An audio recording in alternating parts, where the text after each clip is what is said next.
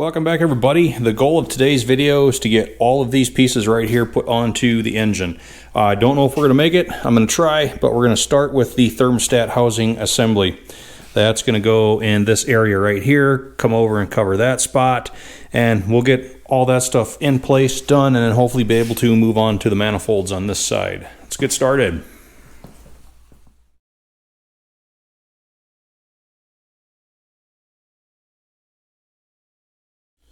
Okay, so to begin disassembly of this component, I'll start by taking this coolant elbow off. That routes warm coolant over against the fuel filter housing. Just 2 bolts hold that on. Pretty simple to get it out of the way.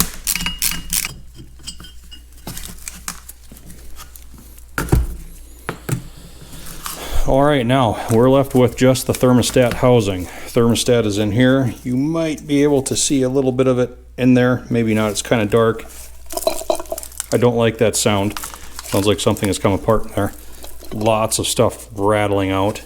So we'll take the outlet off of the top, see what surprises are waiting for us under there. Okay. Have a good look at things.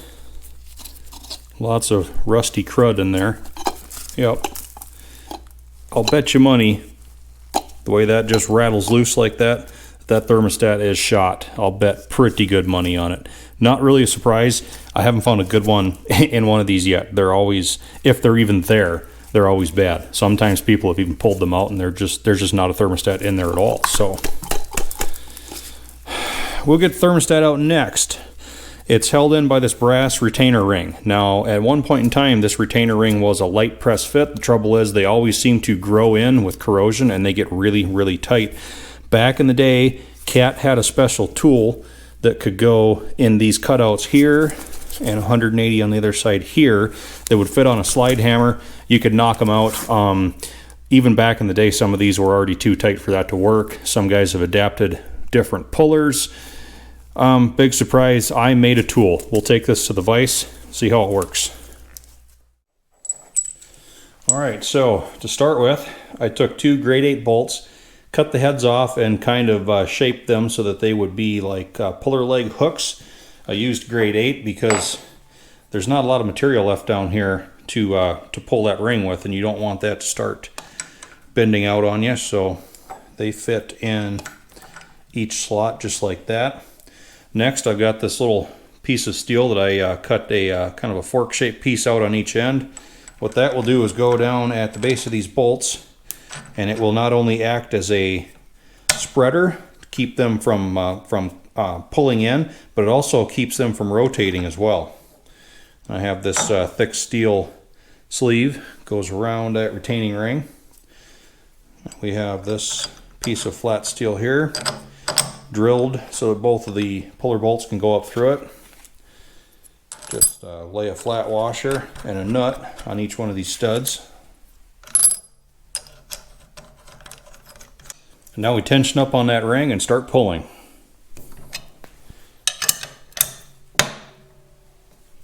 I heard a pop. It sounds like it's moving.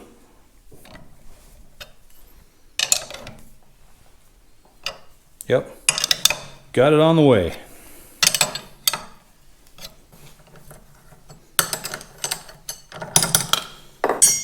All right, looks like we're out. Yep, there's the ring. Now we work the old thermostat out. That one wasn't stuck too bad.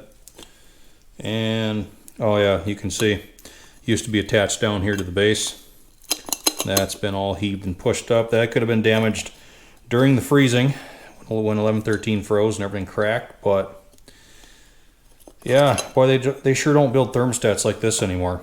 Heavy brass construction. Really nice. But this one is toast.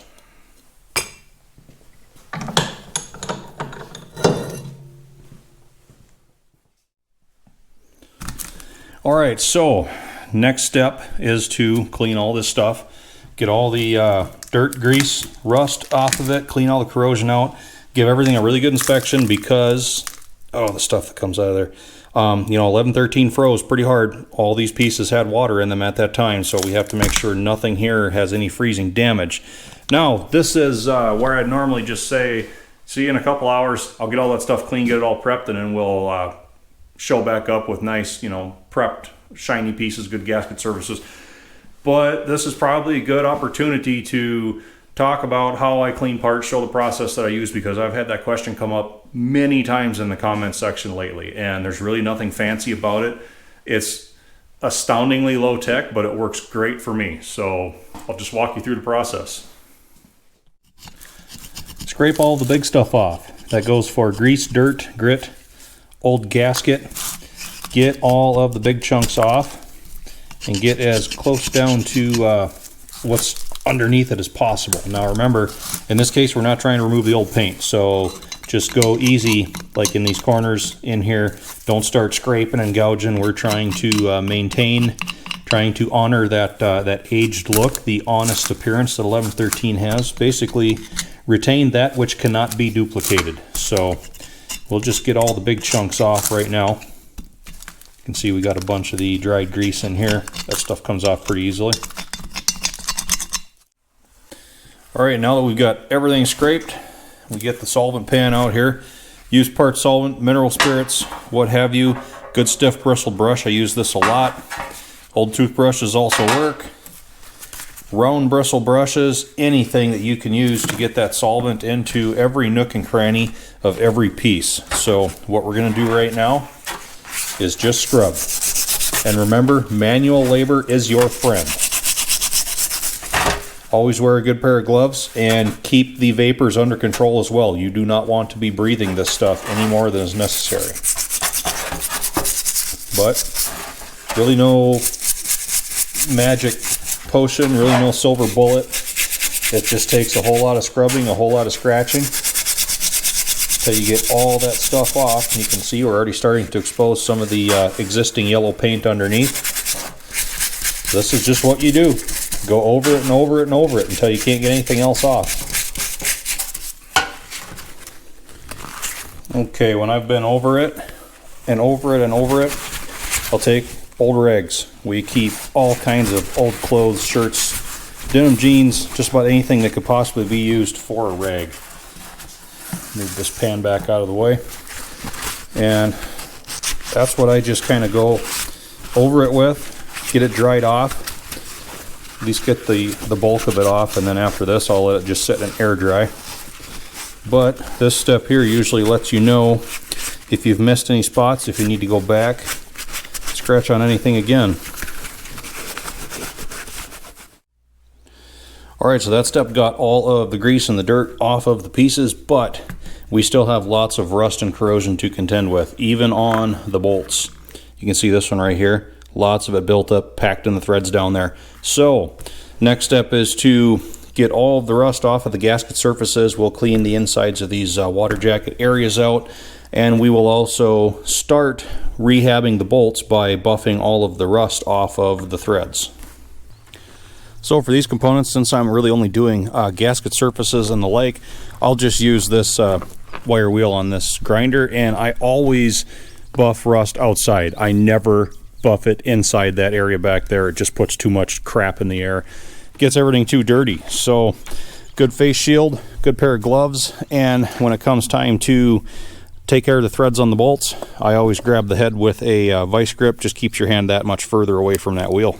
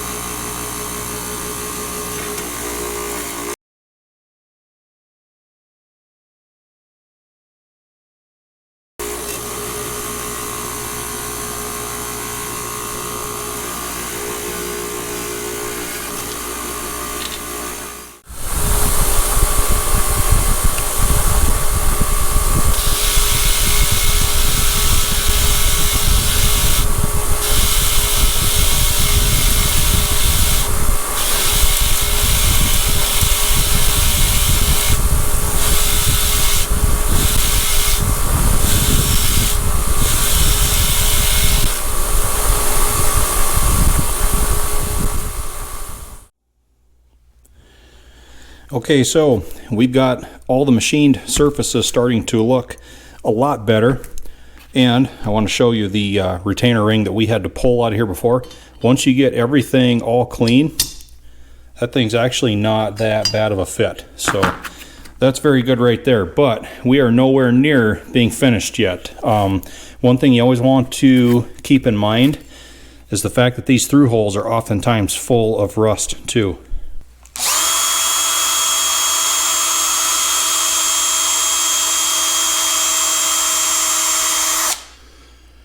That cleans them up nicely. Round brush and a drill, pretty hard to beat.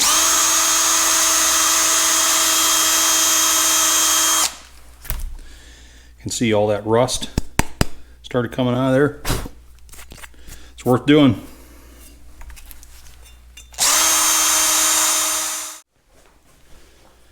Now that we're finally finished with the rust, we move on to the threads.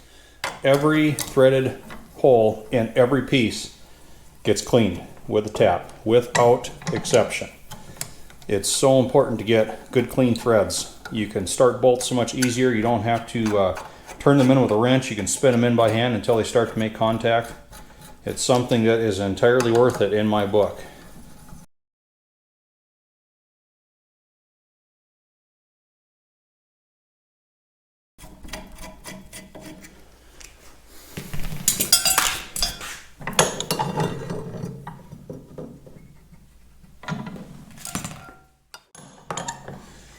And as long as we're on the topic, every single bolt also gets chased with a die. Doesn't matter how good the threads look, every single one is going to have this treatment done to it.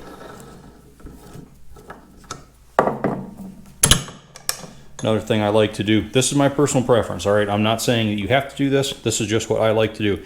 I prefer to rehab the original cat bolts. I like the look of them. I like the code. Like this is a CLN bolt in the head. These early style and D3400s had the ring around. The later D311s in the U's usually got rid of that ring and they had a little bit different code. But I like these. They're a little bit taller head. They're a little more substantial bolt. And when these things get rusty, they almost always turn out. Unlike a new modern bolt that'll rust seize in and you will twist that thing off and it's going to be really fun to get that back out. I rarely ever twist off these original factory bolts. Just so you know that I'm not kidding when I say I save all the old cat bolts. I've got cans full of these. This is the cat bolts 3/8. And everything in here has been degreased. Stuff's still rusty yet, but you've always got a very good selection of all authentic cat bolts in here in case I need to go shopping for something that is bad on an engine I'm working on. We also have 3/8 studs in here. We got the brass manifold hardware, all 3/8 stuff, categorized. Every time I break an engine down, take something apart that doesn't need to be put back together, all that stuff is categorized, sorted out. We got cat bolts here, 1/2 and 5/8. We got some D3400 cylinder head stuff down here. Got a few more cans of these with some 1/4 and 5/16. I'm digging in that stuff all the time, keeping good factory bolts in all my cat machines. That being said, that is just what I do. That's my preference. This is not me saying that this is what has to be done, because I realize a lot of different people do things a lot of different ways, and you know what? That's normal. That's fine. I don't so much care how you choose to do it. This channel is just about showing how I do it, and if you should so choose to do it that way too, fine. If not, if you have a better way for you, also fine. As long as you're out there fixing on things and, you know, enjoying hobbies, keeping yourself busy, you know, that's all well and good, man. More power to you. All right, so bolts are all clean, threads are all clean, holes are clean, surfaces are clean. I've touched on this one other time before, but we're almost done. This is the last step. We need to make sure the gasket surfaces are flat. All right, so I'll check these with a good flat file, and I've mentioned this in the video when I was cleaning up 1113's replacement block. All the bolts can actually pull and displace material around the tops of the threaded holes. And you can also get burrs and high spots from dings around the edges of the gasket surface as well. So I'll just keep the file very flat. And you can feel if you get a high spot. I'm getting a little bit of a drag around this one. You don't want to go so far that you remove these machining marks, but you want to get all the high spots off. So we'll just go around and around. Took a little bit off there. We're a little bit high on that edge. For the most part, this surface is pretty darn good.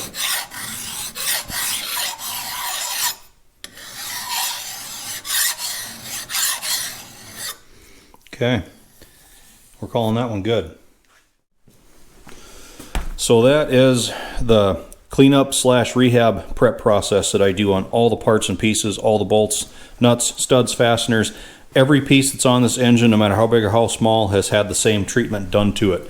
And it's kind of tedious, but that's just what I do. So in a nutshell, that's what it is. I know some people have been asking about it. I'm not going to spend any more time showing like steps like that in this series. I've already kind of touched on some of these things a few times anyway, but hopefully that answers your questions. So I still need to make all the gaskets for those pieces. Once I get that done, we'll finally be ready to proceed.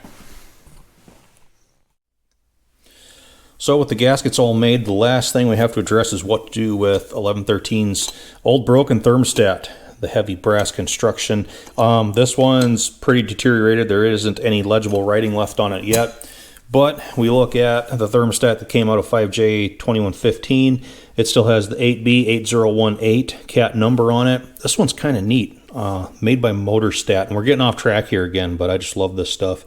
It's got 11 of 53 on it. I'm guessing that's month and year that they made it. The Bishop and Babcock Manufacturing Company, Cleveland, Ohio. I mean, why can't things be this cool still? I don't know why they ever had to deviate from this construction style. But anyway, the D3400 parts manual lists that thermostat as a 2B2570, but when you also look at that 8B8018 that was on 2115's old stat, they both cross to a 6H1694, and that will get you into a modern style thermostat, and this thing was used on all kinds of stuff. It's not nearly as heavy duty, as rugged as these old ones, but it will go in place with a little bit of modification and work fine. So to use this thermostat, here I have one here that I have not yet modified. This is how they show up, and they have this modern style kind of jiggle pin in the air bleed. You have to take that pin out of there because the way these have to sit in against that shoulder, that pin is so far out that it contacts it and it gives you some problems. So I'll just snip that pin out of there, and then another thing I do, I take this air bleed hole out to 1/8 inch in diameter. That is what both of these older style thermostats had. So that's going to work just fine. And on these older engines, you don't want to have these things sealed up tight. You want to have a little bit of bypass going on anyway. So with that pin out of there, this will fit down in. Fits just fine, and you can see we're not being obstructed by the shoulder below it. The other issue we need to address with this new thermostat is the difference in construction. So you can see how thick of a flange the old ones had versus the new one, very, very thin. And the reason that causes problems is because the brass retaining ring that goes down on top of those needs to be flush with the surface of this housing once it's put in on top of the thermostat. Because of the thinner flange, it sits recessed down in. The reason why that is a problem is because the gasket and the top outlet piece need to exert enough tension on that to keep that from wanting to float up and down, rattle around. So probably the proper way to do this, the best way, would be to turn out a new brass ring that is just that much taller to flush everything out with the top of the housing. My problem was, the only thing I could find here that I could have made a new ring out of was this really nice bushing that I just couldn't bring myself to chop up on the lathe. But I had a piece of scrap on hand that was just right for cutting a brass spacer. So what we're going to do, we'll note where the air bleed is right here, and I'm going to put this old brass ring in with one of the two notches directly above that air bleed so that we're not blocking it with the ring. It's like that. You can see we still have a clear passage. And then my spacer that I made will go in on top of that, and that flushes everything back out here, and we should have a good sealing surface and good retention on that new thermostat. now that the thermostat is finally fitted, I'm ready to put the top outlet piece on. And yes, I'm backing every one of these gaskets up with some sealer. I know some guys cringe at that. Again, it's just what I do. Even though we've made sure these surfaces are nice and flat and free of burrs, we can't do a whole lot about all the low spots, the pitting, just the general degradation that happens over time with these. Yes, you can mill surfaces and renew them, but you can only mill so many things up to a certain point before things quit fitting together and it starts causing you problems anyway. So we just we go with the appropriate grade and type of sealer for the application at hand. We don't just pick whatever's cheapest off the shelf at the parts store. There is a method to it. There's an application for everything. All right, so when we put this on, this is a situation where you don't fully tighten anything until everything is at least hand started.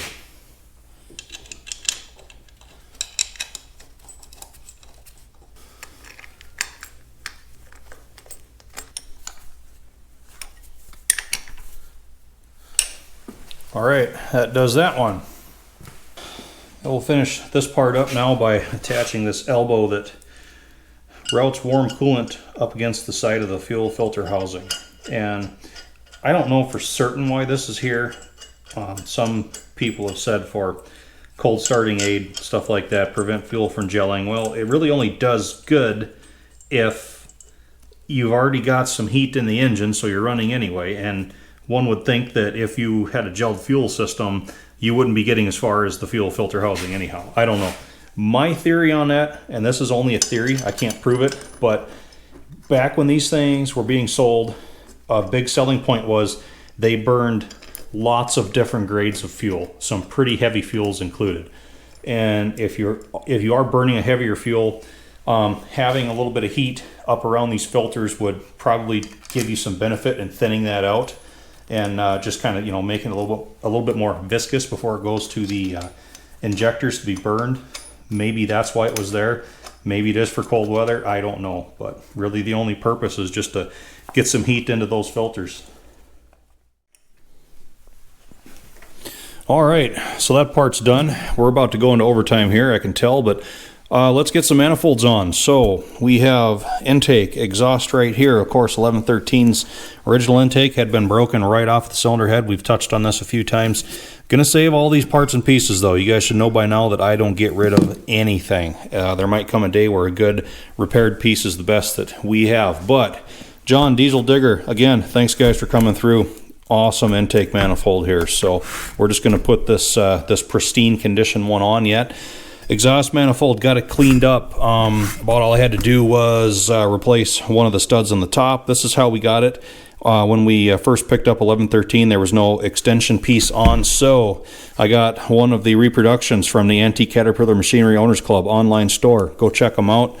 Awesome stuff. For the price they sell these for, it doesn't even pay for me to try and make one myself. So exhaust manifold, you can see we have these three little holes at the base of each port. Those are supposed to be there. Back in the day, Caterpillar put those there to let some condensation, moisture, whatever, dribble out. They weren't too worried about minor exhaust leaks like back in the day before we were driving turbos, you know, with exhaust pressure. And of course today we don't give any of that stuff away. But brass hardware to hold all that stuff down.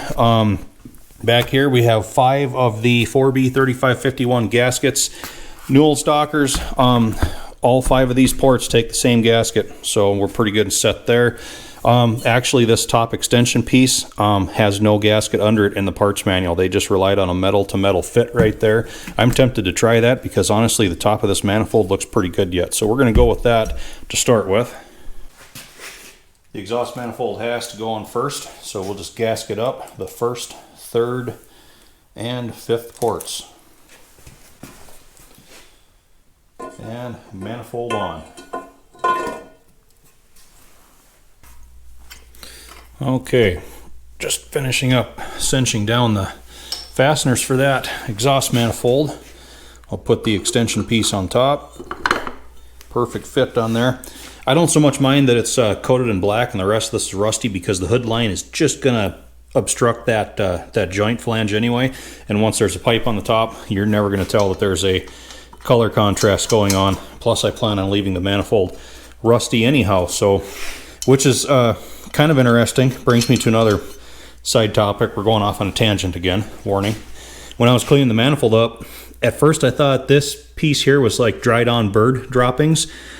That's actually leftover silver paint that they had put on these manifolds at the factory. And if you look close at the valve cover, a couple drops of it there and there too. So yeah, back at the factory, Cat put some sort of a silver high temp paint on these manifolds.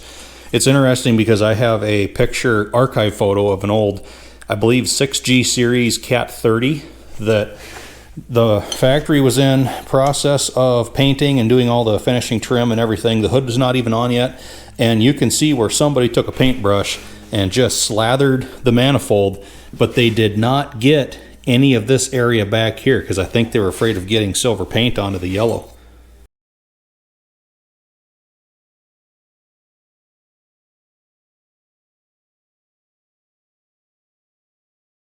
Anyway, I thought that was kind of a neat little distraction.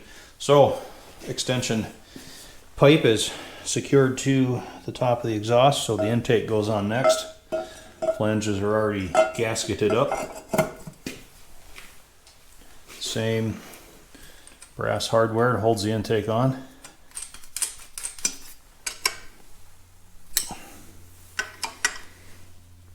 Okay, just finishing up the intake. You don't need to go super tight with these because these do kind of have a history of breaking flanges, but there, correct early style intake manifold for 1113 is in place. Exhaust manifold is on as well. New extension pipe, thermostat housing, crossover elbow.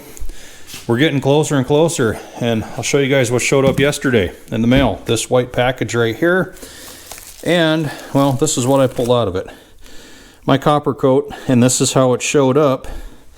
You can see down in the bottom, yeah, it'd been leaking. The lid was just loose enough that it could run all over, but I think it's looking pretty good in there. It's not low, so I'm going to clean that flange up at the top, make sure that lid doesn't glue itself on. But that means I think we can start with pre-combustion chambers next time. Hopefully work up into the injectors and the fuel lines, and we're getting down to her, guys, at least on the diesel engine anyway. So I know we got a bit long-winded today, but I wanted to cover some of the things that have been coming up in the comment section. Got all the parts on that I wanted to, so honestly, I'm pretty happy with it. She's finally starting to take shape, so it's getting heavy. As always, guys, thanks for watching. Hope to see you back again.